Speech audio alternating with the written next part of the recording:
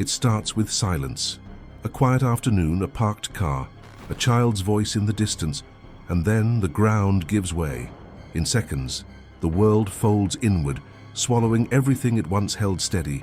Streets, houses, entire pieces of history vanishing into the dark.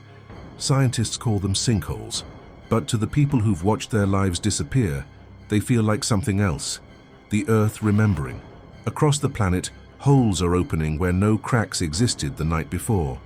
Some breathe gas, some hum with heat, and some never stop growing. Maybe it's erosion, maybe it's warning. Maybe the planet we stand on is far less solid than we think. Lock your doors, put on your headphones, because after this video, you'll never look at the ground beneath your feet the same way again. Guatemala City, sinkhole. The hole that swallowed a building. May 30th. Channel 10.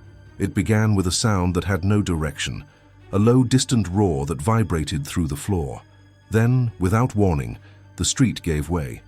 The pavement folded inward like paper, and an entire 3-story building dropped straight down into a perfectly round pit. It wasn't a crack or a landslide. It was a void. On May 30th, 2010, during the chaos of Tropical Storm Agatha, a section of Guatemala City's Zone 2 collapsed into the earth. Witnesses described the scene as surreal. Telephone poles and asphalt sinking vertically, swallowed in seconds. When the dust settled, a hole had opened. It's nearly 100 feet wide and 300 deep, so symmetrical that residents thought it was man-made. But it wasn't. It was nature, erasing geometry with precision. The smell of wet concrete and burning wires hung in the air. Rescuers peered into the darkness, but saw no movement, no debris bouncing against the walls, just a column of black air descending into silence. Cameras lowered by cable lost signal halfway down. The pit seemed to swallow not only matter but sound. Scientists later explained that the city sits on pumice fill, volcanic ash, and loose sediment from ancient eruptions. Centuries of water erosion, combined with leaking sewage pipes beneath the storm-soaked streets, had carved an invisible chamber below the surface. When the pressure reached its breaking point, the entire section of the city simply fell, a perfect collapse, engineered by neglect. But locals didn't see it that way. They called it El Dragon, the devourer, because for years before the disaster, people in the neighborhood had reported strange tremors and noises rising from the drains. Deep gurgling, like water rushing through empty lungs. City officials dismissed the reports as superstition until the ground opened. Even stranger, the 2010 sinkhole wasn't the first. In 2007, another hole appeared just a few blocks away, smaller but identical in shape. That one killed 3 people and forced thousands to evacuate. It was sealed with concrete and declared safe. 3 years later, the Earth chose the same spot again. Photographs of the site look unreal, a perfect black circle, edges clean as if carved by a laser, descending into nothing. Geologists estimated the void's depth, but never reached the bottom. Attempts to send drones or cameras failed due to instability and lack of oxygen. Whatever existed below the surface had no air left to share. For months after, residents claimed to hear faint echoes beneath their new foundations, thuds, knocks, and sometimes what sounded like rushing wind even on still nights. One man living near the site said his dog refused to walk past the intersection. He called it the place where the earth breathes.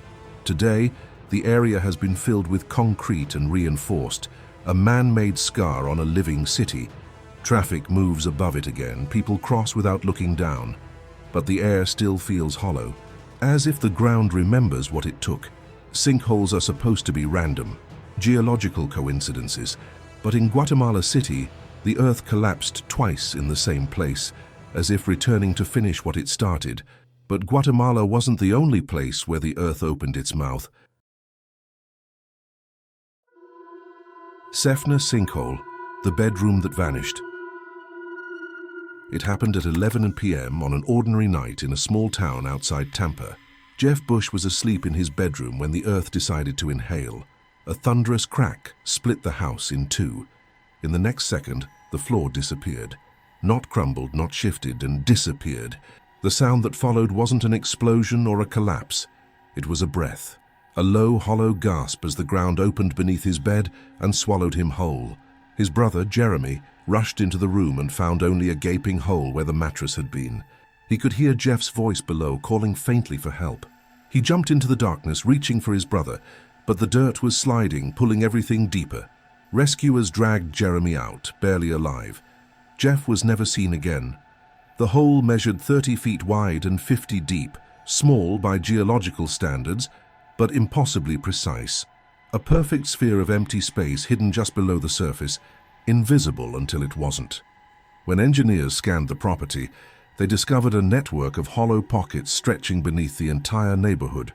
The town of Seffner was built on cast limestone, a kind of stone that dissolves silently under water over decades, leaving caverns the size of houses just below the lawns. That night, the earth didn't break. It simply gave up pretending to hold us. The rescue team tried for 2 days to recover Jeff's body. They lowered microphones, cameras, and sensors into the void, but the equipment failed almost immediately. The pit was still moving, widening inch by inch like the ground was exhaling. At one point, the rescuers heard faint creaks and thuds from below, but they weren't sure if it was shifting rock or something else. After 48 hours, officials declared the area too unstable and filled it with gravel. Jeff Bush was never recovered. Neighbors began hearing sounds weeks later, muffled rumbles that came and went like thunder buried underground. Local news reported small cracks forming in nearby driveways and walls. People started sleeping with their doors open, afraid of being trapped inside their own homes. One woman said, "I keep feeling like the house is breathing." Florida has more sinkholes than any other state in America. Insurance maps even list them as natural features, like lakes or trees. But none have ever behaved quite like the Seffner hole, sudden, hungry, and final. In the years since, the property has been fenced off, overgrown with weeds. No one is allowed to enter. A patch of uneven ground is all that remains. No marker, no memorial, just silence. But sometimes, during heavy rain, the gravel shifts. The earth sinks a little more, as if something below is still turning in its sleep. The ground beneath us feels permanent, solid, dependable, alive only when we move across it. But Seffner was proof of the opposite. The planet isn't solid, it breathes, and sometimes, it takes one of us with it. But in Florida, the earth didn't just open, it kept breathing. Berezniki mine collapse, the city that's slowly sinking. In the heart of Russia's Ural Mountains, there's a city where the ground never stops moving. Berezniki, population 150,000, looks ordinary from above. Rows of Soviet apartment blocks, smokestacks, frozen rivers.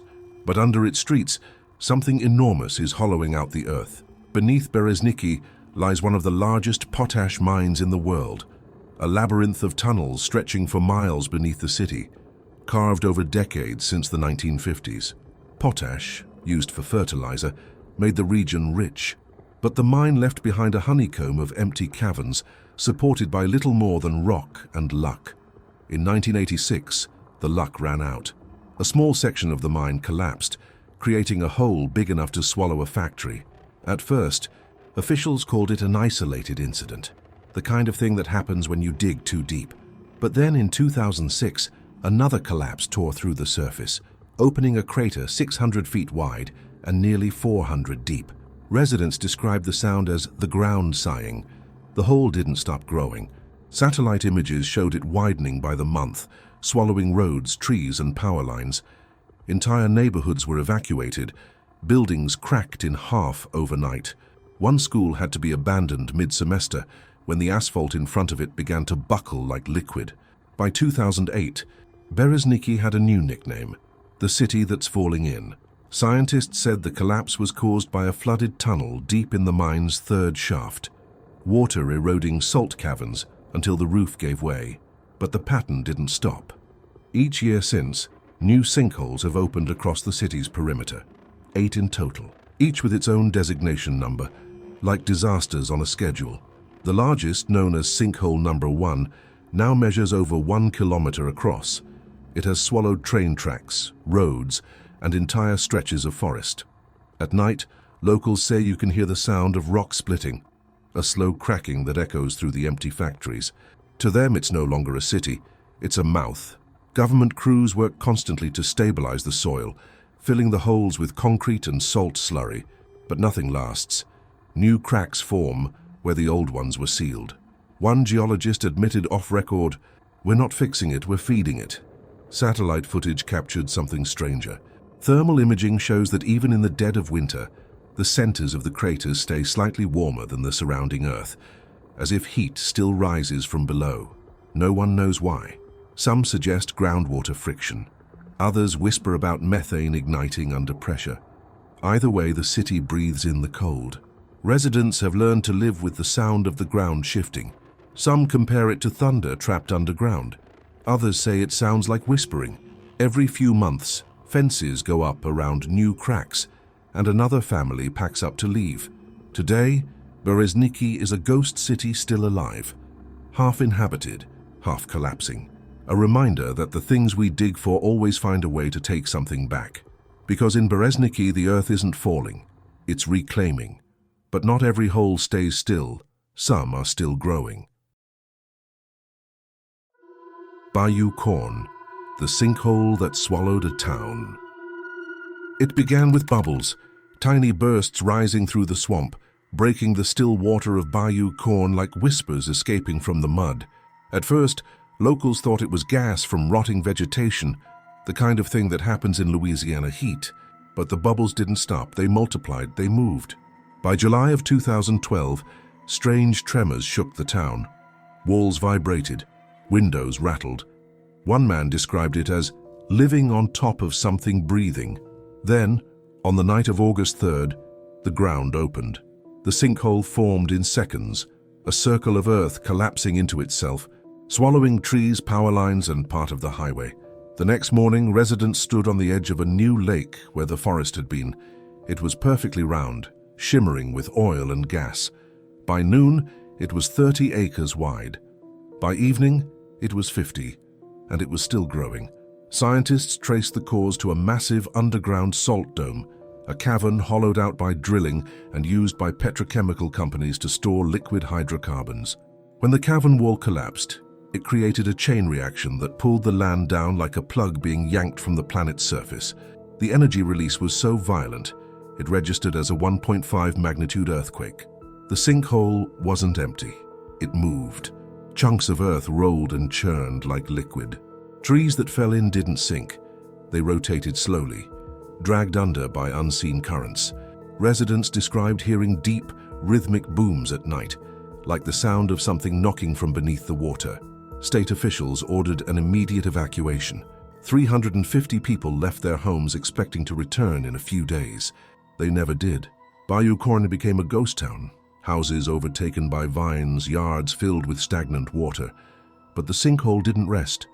Over the next 2 years, it doubled in size, swallowing everything within a half-mile radius. Aerial footage showed the water inside swirling counterclockwise, as if stirred from below.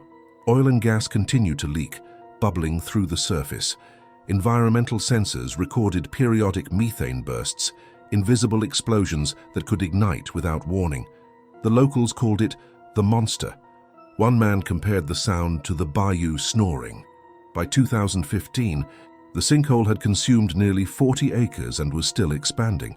A local sheriff described standing on the edge and hearing a deep hiss coming from underground, like a jet engine under your feet. Seismic instruments placed around the perimeter detected low-frequency vibrations every few hours. Scientists called them burps. Others called them heartbeats. The disaster destroyed an entire community and remains one of the most bizarre environmental events in U.S. history. To this day, the Bayou Corne sinkhole continues to shift and release gas, a living scar that will take centuries to stabilize. At night, you can still see the surface moving, rippling like the bayou itself is alive.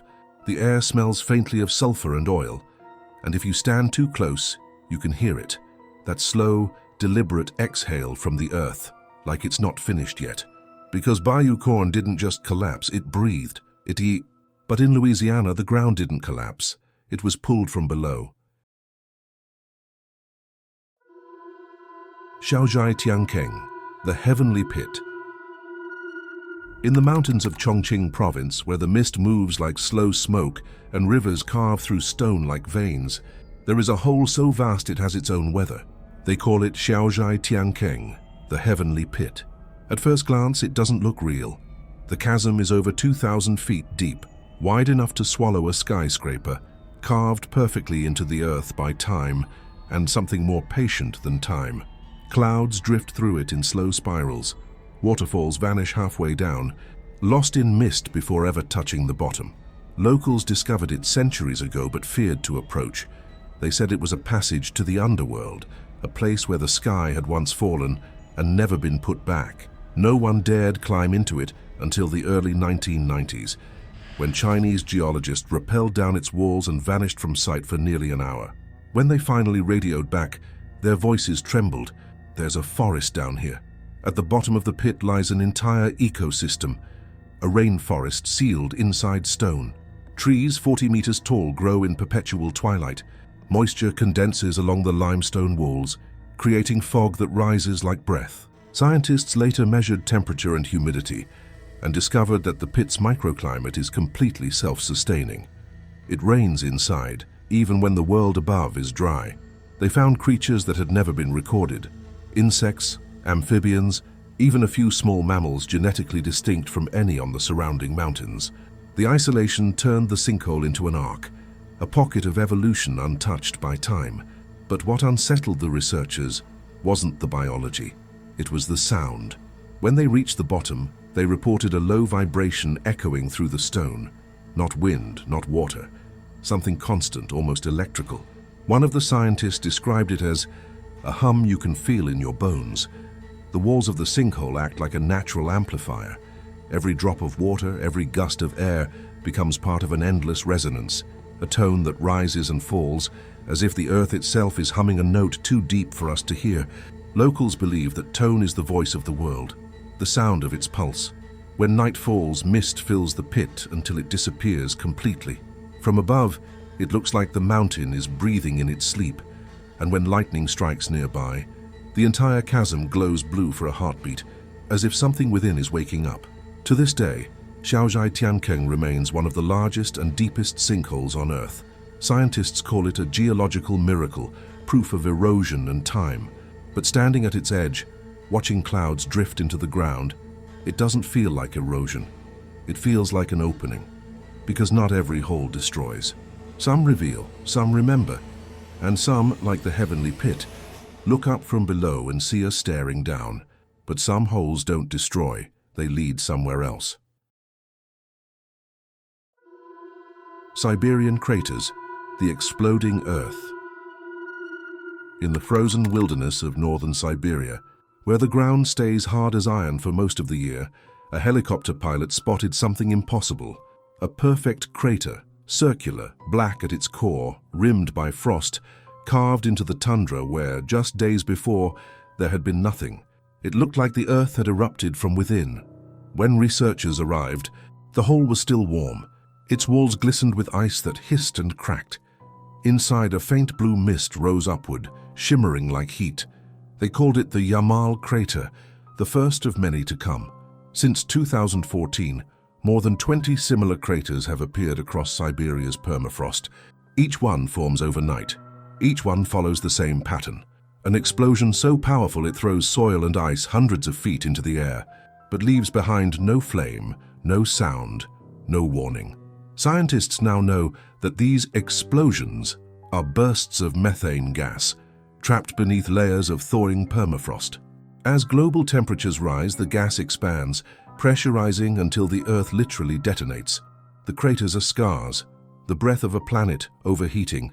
But some details don't fit the model. Thermal sensors show heat signatures deep beneath the openings, heat that lasts for weeks after the event. Some craters expand slowly, as if still being fed from below. Others emit sounds, low pulsing tones, that fade as the air cools. One Russian scientist who visited the first site in Yamal described standing at the edge and feeling the ground vibrate beneath her boots. She said, "It wasn't an explosion, it was exhalation." When drones were sent inside, their footage cut out halfway down. Electromagnetic interference, the report said. but the recovered frames showed something uncanny. Tunnels branching off horizontally from the main shaft, smooth and round, as if something moved through the frozen soil after the blast. No animal, no machine, no explanation. Local Nenets herders refuse to approach the sites. They believe the craters are the work of spirits, mouths through which the earth releases anger. They say if you listen closely at night, you can hear the wind rushing out of the holes, not in carrying a deep, rhythmic pulse that sounds almost alive. And perhaps it is, because beneath the tundra lies not just gas but memory, the remains of ancient forests, buried seas, and millions of years of breath held tight in ice. Now that ice is melting, now the breath is being released. When the Yamal crater was first measured, it was 60 feet wide. Within a year it had doubled. By the time the team returned, the edges had softened, the ice had collapsed, and a lake had begun to form at the bottom, as if the earth was trying to heal its own wound. But not all scars close. New craters keep appearing, and dozens, maybe hundreds, some too remote to ever be found. Each one a reminder that the ground we stand on isn't still. It shifts, it exhales, it waits. The planet has lungs, and lately it's been gasping. And if the planet can exhale, what happens when it finally speaks? 6 holes, 6 moments when the ground decided to breathe. From Guatemala to Siberia, the planet keeps opening its eyes. Quiet, patient, unstoppable. We build our homes, our cities, our sense of safety on a surface we call solid. But beneath it, there's motion, there's pressure, there's memory. Every collapse tells the same story. The earth isn't breaking, isn't. It's adjusting. It's shifting under the weight of everything we've buried. Our waste, our heat, our arrogance. And sometimes it reminds us that the crust we stand on is only a thin skin over something much deeper and awake. We look down and see a hole, but maybe it's the other way around. Maybe the earth is looking back. 6 sinkholes, 6 openings, 6 quiet warnings. If you made it this far, thank you. Leave a like if one of these stories stayed with you. Tell us which place you'd never want to stand above and which you'd still look into. But remember, the ground beneath you isn't still. It's listening.